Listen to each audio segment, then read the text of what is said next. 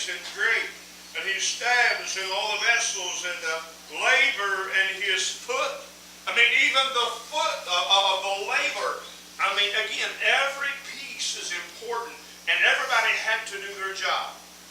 I know I keep emphasizing that, but again, I just thank God's the hangings of the cord in these pillars, and their sockets, and the hangings of the cord, and the pins of the tabernacle, and the pins of the cord, and their cords, and the clothes of the service. It didn't do no good to have this big fine tabernacle if these priests are not clothed with garments according to God has stirred up. And all the congregation of the children of Israel, again, I know I skipped part of the garments there for Aaron his son, and all the congregation of the children of Israel departed from the presence of Moses. So, all right, so Moses has told them, listen, God needs this to do this. So they had the commandment of the Lord, and they left with the commandment. So once the commandment came, you know what? They had to go do. Right? And I'm telling you, it didn't get done. It didn't get done in a day. Everything that we just mentioned, it took time. Remember the old saying, Rome wasn't built in a day? This tabernacle wasn't built in a day.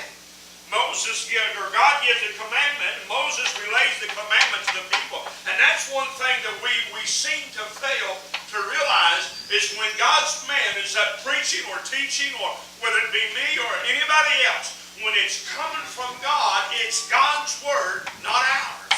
It's not me. It's not Brother Charlie if Brother Charlie is teaching or anybody else. It's God. And a lot of times it's that way with testimonies. Amen? Yes. And they came. Notice verse 20. And they left. They departed. They left from the presence of the Lord. Verse 21. And they came, everyone whose heart was stirred up, whose heart stirred him, everyone whom his spirit made willing, and they brought the Lord's offering to the work of the tabernacle of the congregation for all his service and for the holy garments. So the people left. We don't know again how long it happened between verse 20 and verse 21, but we do know this: the commandment went out and the offering came in. And it wasn't just, again, things that they could give away, and well, it doesn't mean anything to me. Everything here is precious. Every item that was mentioned was valuable, and it was needed. Verse 22. And they came, both men, what's that next two words? And women. There are a lot of churches that do not allow women to do anything in their church. Right, ministry.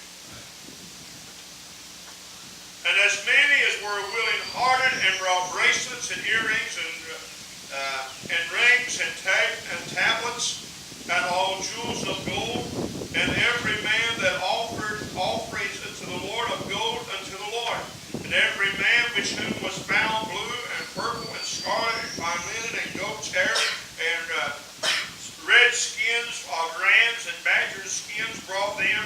Every one that did offer an offering of silver and brass brought of the Lord's offering, and every man with whom was found siddim wood brought any wood for any work of the service brought it. In other words, they brought what God can use.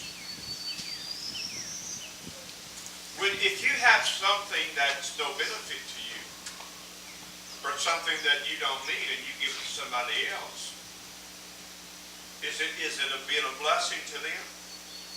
Yes. All right? Because they can use it. But when you take something that you use and give it to someone that has that need, it's more of a blessing. Right? Because then you're giving something, which has the greater value? Something that you don't need or something that you need? The thing that's needed. This gold, did this gold and silver, did it mean something to them? I'm sure they had plans for.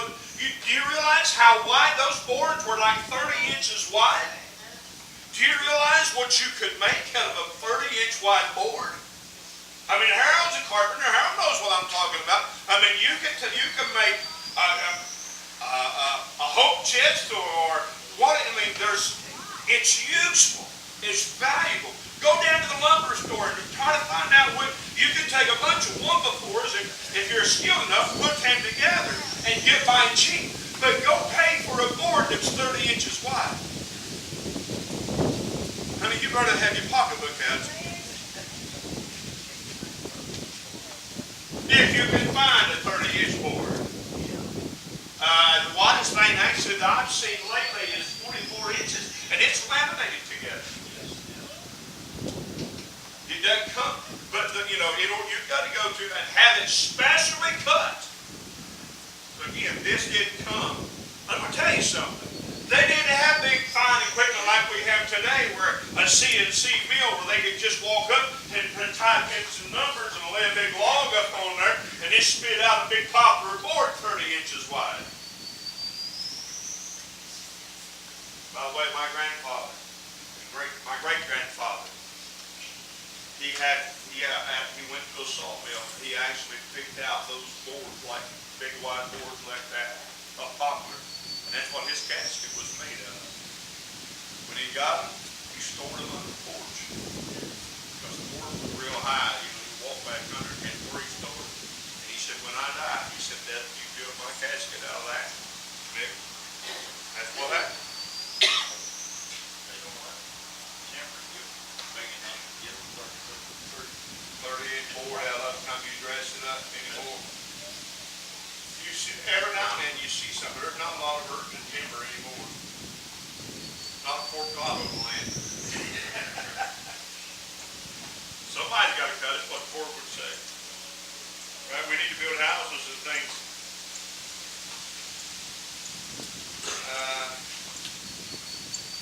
And all the women that were wise-hearted did spin with their hands, and brought that which they had spun, both of their blue and their purple and their scarlet and their fine linen.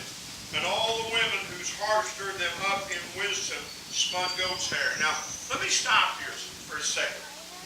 Notice the skill that's going on here as these things are there.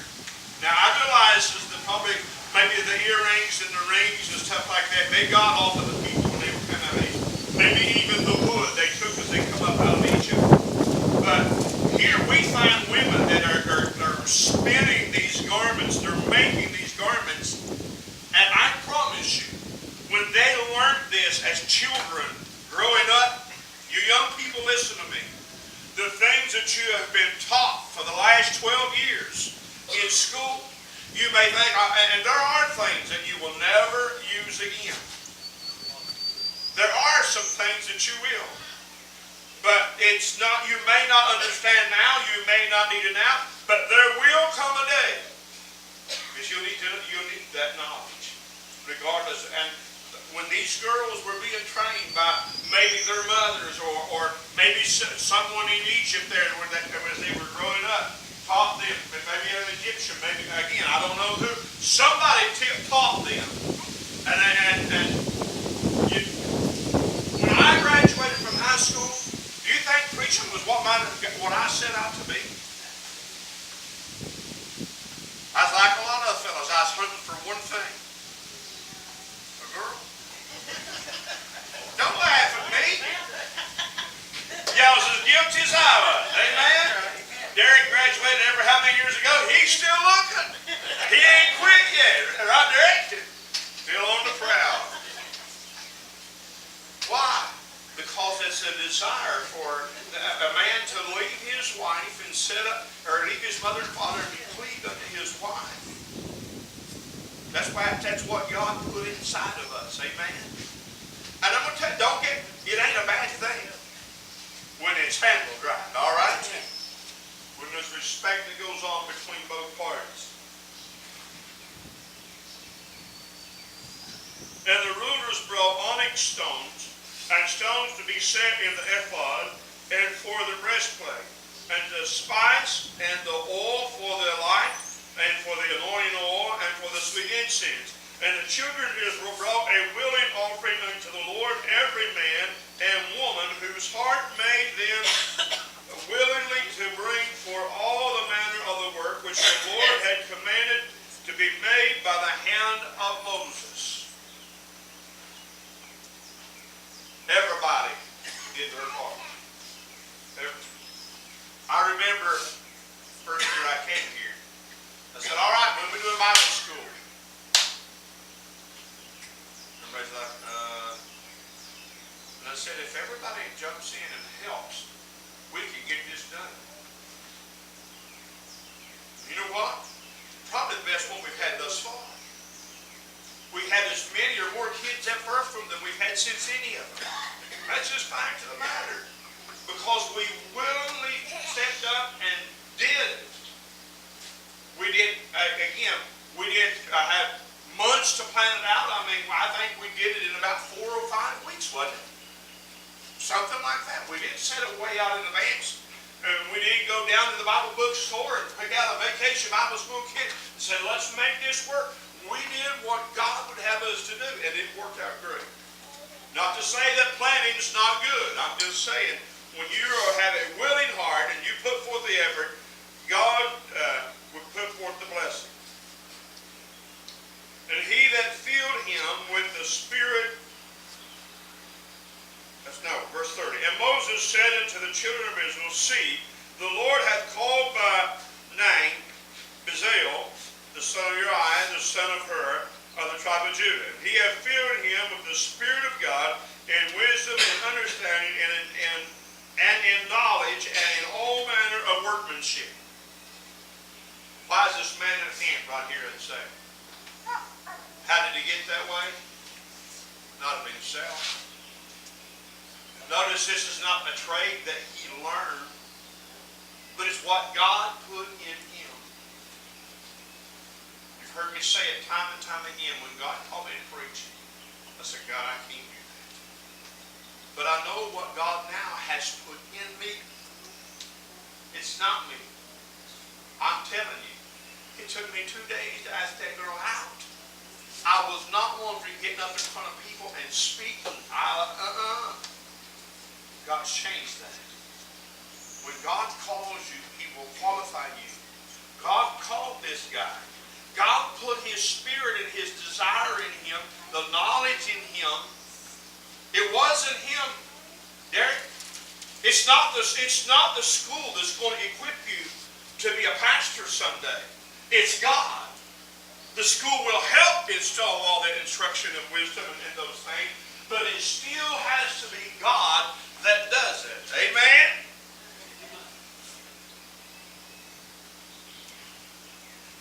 And to devise curious works in the work, to work in gold and in silver and brass, and in the cutting of stones, and to set them in the carvings of wood, and to make that any manner of cunning work.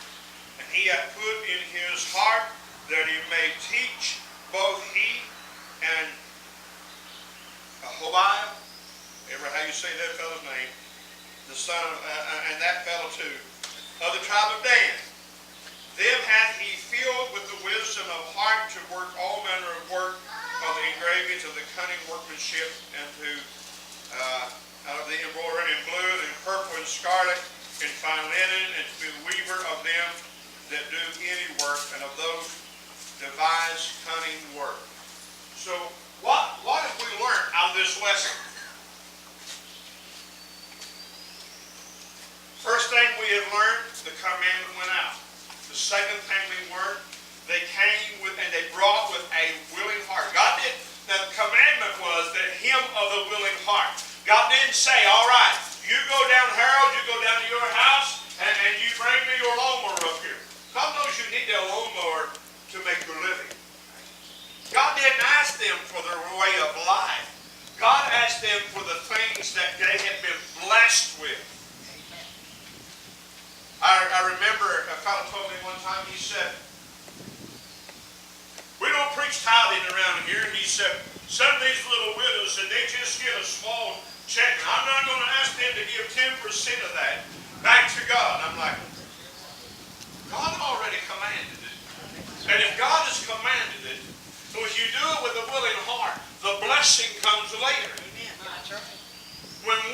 decide that are the things that we want, and that we know more than God knows about something, we've taken God out of it, and God cannot bless, and God will not bless. You young people, listen to me. God will not force His will or His ways into your heart, into your life, into your thinking. You have to, whatever you do, you've got to do it with a willing heart. Amen? All right, let's stop right there, and we'll pick up what we'll next week. We're chapter 36, and let's take a break. We'll come back in a little bit for worship service. Mike, to the pledge of allegiance to the Bible, God's holy word. I will make it a lamp unto my feet and a light unto my paths. I will hide His words in my heart, that I might not sin against God. Christian flag, to the pledge of allegiance to the Christian flag and to the Savior, for whose kingdom stands, one Savior, crucified, risen, and coming again, with life and liberty to all who believe. I pledge allegiance to the flag of the United States of America, and to the republic for which it stands, one nation, under God, indivisible, with liberty and justice for all. And in the Lord's Prayer.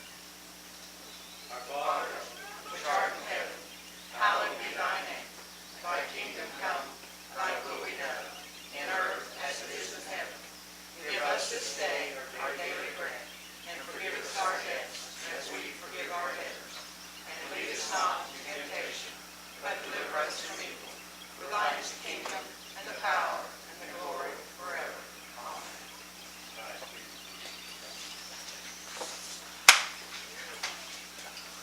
All right, Kim, scripture scramble. Get up now. Stand.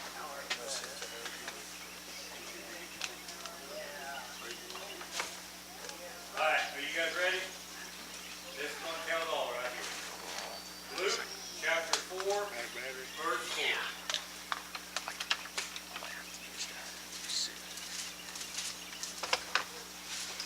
Luke 4:4.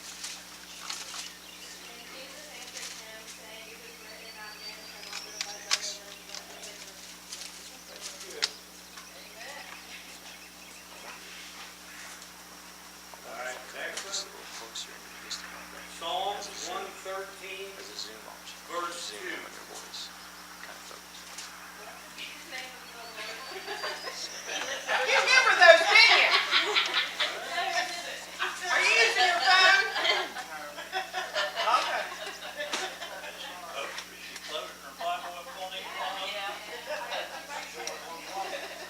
All right, is everybody ready? Deuteronomy chapter 5, verse 1. Verse what? 5, 20, verse 1. Chapter 5.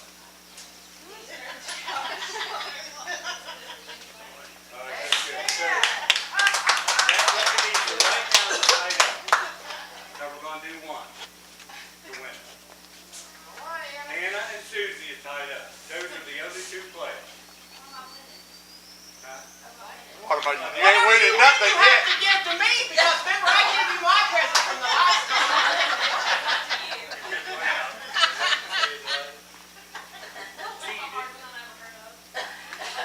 Why? All right, you ready? Psalm 114, verse 1. 114:1, Psalm. When Israel went out of Egypt, strange language. Right, Susie? That's right. That's good. Come up to the end. I think what I could do is Susie maybe has plug a, this extension cord down. $25 gift All those card. crocodiles could be plugged in. Olive Garden, cheddar, I long have the place right there though. and she's going on vacation. Do we have any outlets on that side? On the front. That's good. We have a lot of fun in doing that. And I don't do it for what I can win. I do it to keep this strong. It's, Water long. and it's fun. A little competition and stuff like that is fun. It makes you learn your Bible.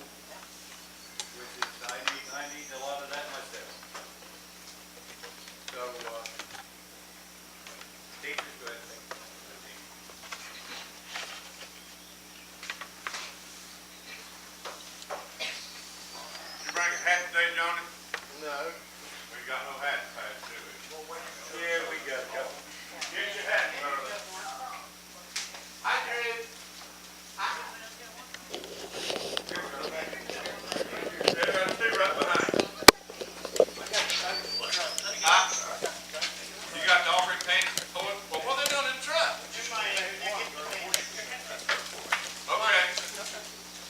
One lady's all right with me. You didn't inform me of that. We're not doing it now. Yeah, I was supposed to. What do you think about that, dog? Amen. All right.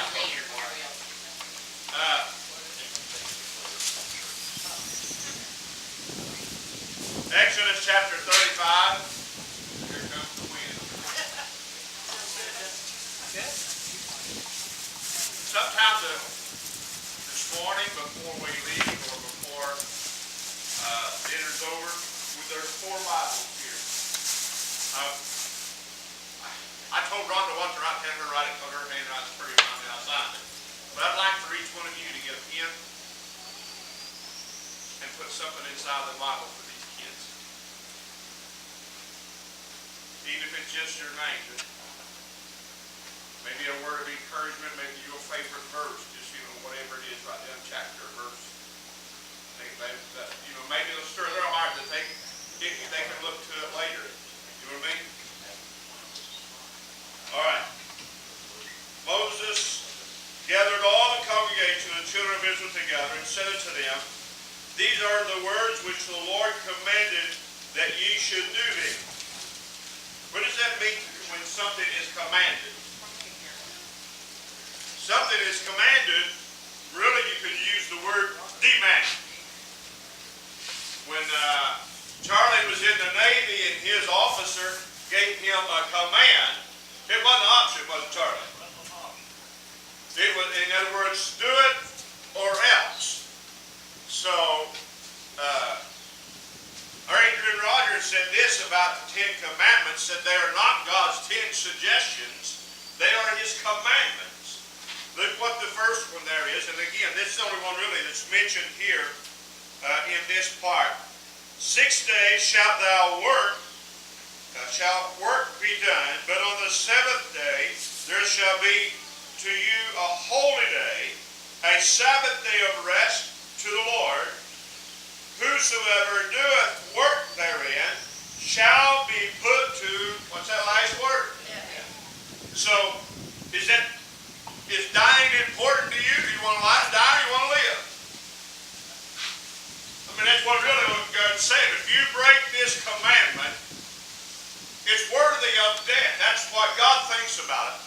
Now, the first part, look at, on the 7th day shall be to you a holy day. Be to you. The Sabbath wasn't made for God. All right? The Sabbath is made for me and you. Right? It's, God doesn't need to rest. It's you and I that need rest, not God.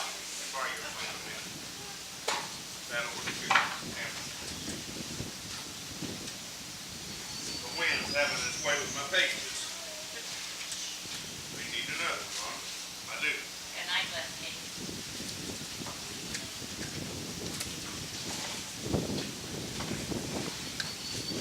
So, shall be a holy day unto you, and when you do it, notice that, whosoever,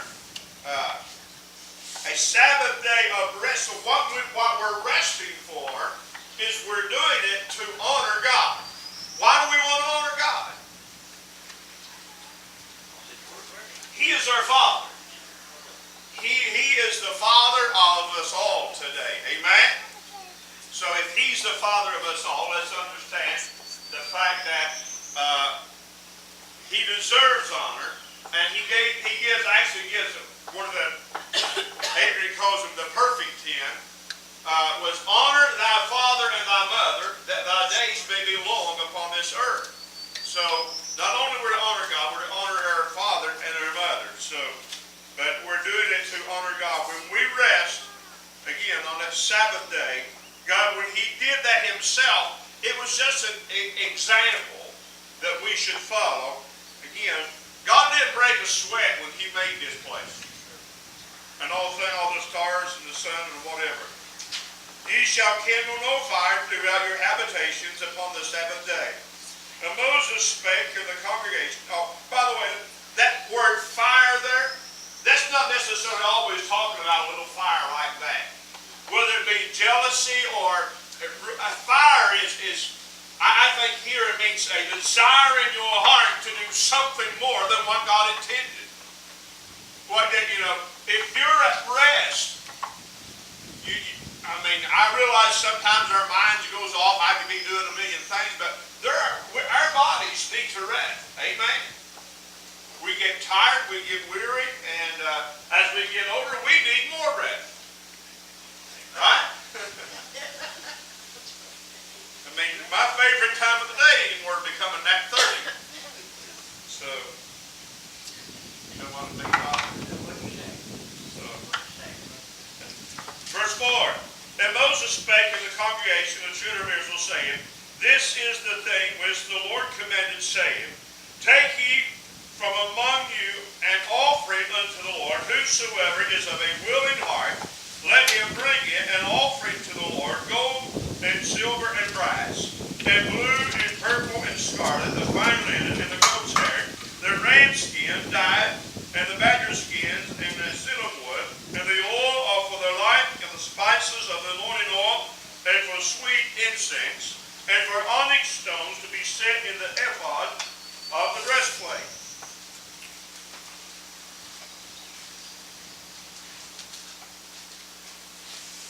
And every wise-hearted among you shall come and make all that the Lord hath commanded. Now, notice the first thing. It was an offering. What is an offering? It's a willing offering. An offering is giving something that's yours to someone else. You offer it up. In other words, it's a sacrifice. When you give, it's a sacrifice. And notice it's willingly. You know, if you sit down every Sunday morning or whatever day of the week and you write out a check to the Puritan Baptist Church for your tithe or for any offering, and you do it with a grudgingly heart, thinking, well, I could have used that myself, or the Bible said the Lord loves a cheerful giver. And I'll say this, if you give it grudgingly, you might as well not give it. That's just fact. And I wish everybody of our church was here to hear that. Now again, our church gives generously, and I do appreciate that. I don't have to preach on tithing because people do, but sometimes it still comes out. Notice all the beautiful things. Everything that they give was for them. It wasn't for God. Does God need the gold and the silver and the brass, or the blue or the purple or the scarlet or the cinnamon wood or any of these other? God didn't need any of this.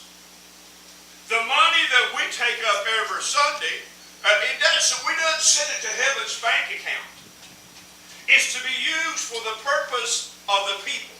And what they're doing here, they're taking up all these things that are to be gathered together for the building of the tabernacle, which is to be set up for them to worship God in. That's why we take up tithes and offerings. I mean, somebody had to give money for this building to be built down here. Somebody had to give money and time. Notice here, and them that verse 10 there, and every wise-hearted among you shall come and make all that the Lord had commanded. In other words, those that God had stirred up in their heart, and we'll get to that even more down here just a little bit. Again, the Bible talks about deacons, and if any man desire the office of a deacon, when your heart is stirred up to be a servant of the people, because that's what deacons and preachers are, by the way, are servants of the preacher of the people. I realize that they make a lot of decisions, major decisions, trustees, major decisions as far as concerning things of the church, but it's because you're serving the people. It's not for, listen, I don't need this church for my benefit. You need a pastor. Someone to lead you, whether it's me or whether it's someone else. Because if we're all doing our own thing, what are we going to get accomplished? Not much at all. When you get on a job site and you're going to have a foreman there, and he's going to place people in certain areas to do certain jobs. And if a fellow doesn't do his job, then the fellow coming behind him can't do his. We all have a job to do, and we have to do it with a willing heart. Brother Johnny had a stroke back in December, and he's not able to perform the office of the superintendent that he was elected to do. And listen, when he was elected in that position, he could have said, I don't want it.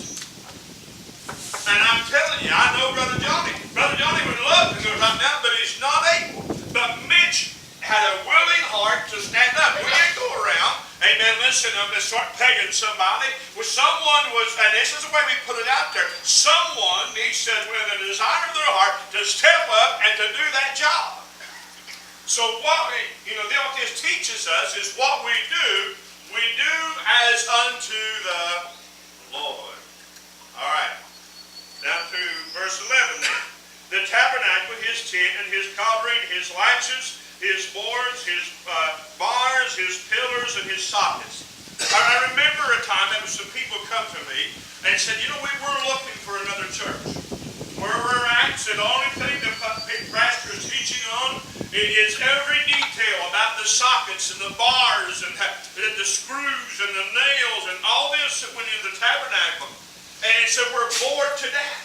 And I realize today that would be boring to everybody here.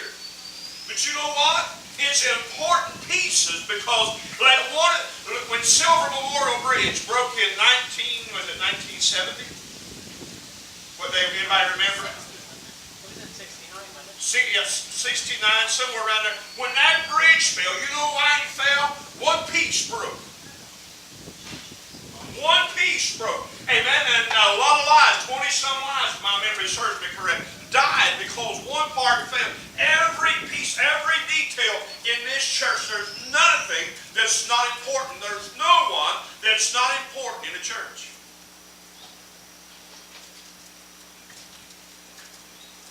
The table and his staves and all the vessels.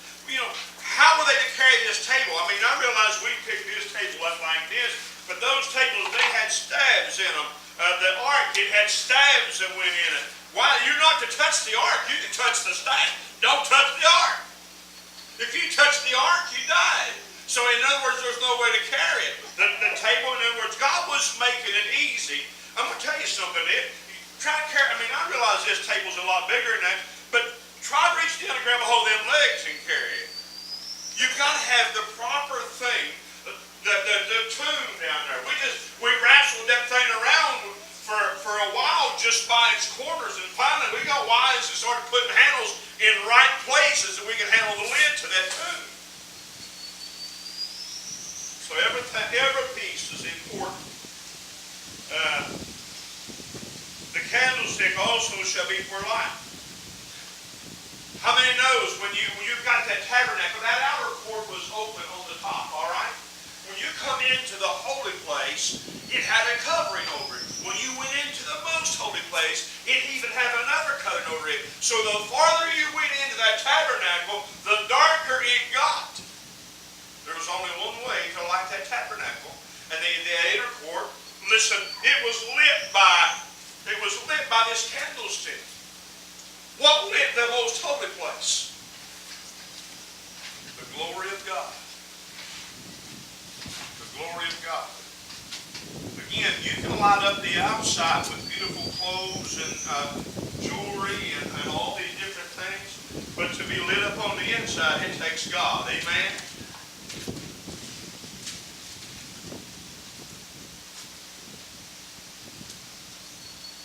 The incense altar and his staves and the anointing oil and the sweet